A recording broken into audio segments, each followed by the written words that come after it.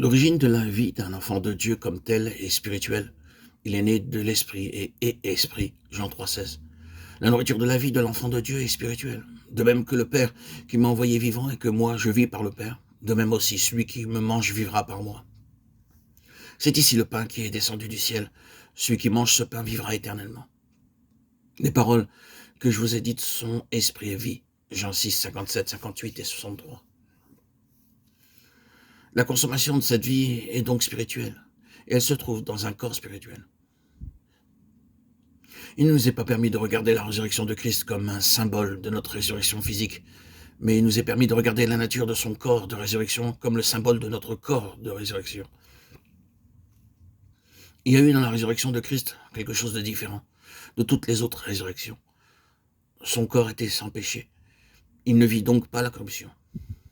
Tu ne permettras pas que ton sein voie la corruption. Acte 2, 27. Son corps, dans ses plus petites parties, a été préservé et ressuscité de sorte qu'il put être reconnu comme le même corps, après la résurrection, portant les marques de sa crucifixion. Et cependant, il était si différent. Nos corps verront la corruption car ils sont déjà corrompus. Il faut que ce corps corruptible révèle l'incorruptibilité. 1 Corinthiens 15, 53.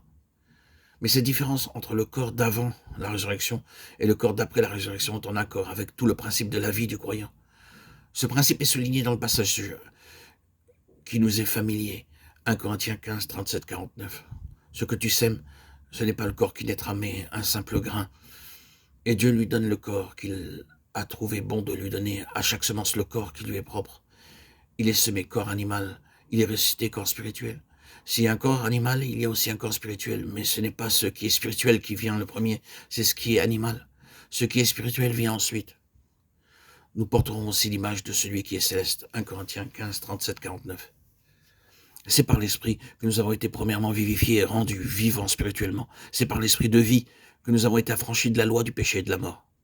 Et c'est aussi par l'esprit de vie que s'accomplira la consommation quand ce qui est mortel aura été revêtu de la vie. En une certaine manière, la vie humaine de l'âme est liée au sang, le corps de l'âme. Le corps et l'âme ont ainsi entre eux une relation spéciale et particulière. L'Ancien Testament déclare, en le soulignant très nettement, que la vie ou l'âme est dans le sang. Nous marquons aussi l'emploi alternatif qui est fait de la vie et de l'âme dans le Nouveau Testament, spécialement dans l'évangile de Jean, par exemple. Celui qui aime sa vie, c'est-à-dire son âme, la perdra, et celui qui est sa vie, son âme toujours en ce monde, la conservera pour la vie éternelle.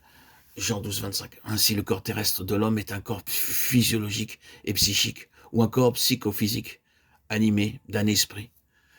Mais il nous est dit que la chair et le sang ne peuvent hériter le royaume de Dieu, et que la corruption n'hérite point l'incorruptibilité. 1 Corinthiens 15, 50. Tout médecin dira que le sang est le siège de la maladie. Ce n'est qu'une autre évidence de ce que nous avons affirmé, c'est-à-dire que la corruption réside dans l'âme. Dans le corps de résurrection de Christ, il y a point de sang. Touchez-moi et regardez un esprit d'Anichanios, ce que j'ai, comme vous le voyez. Luc 24, 39.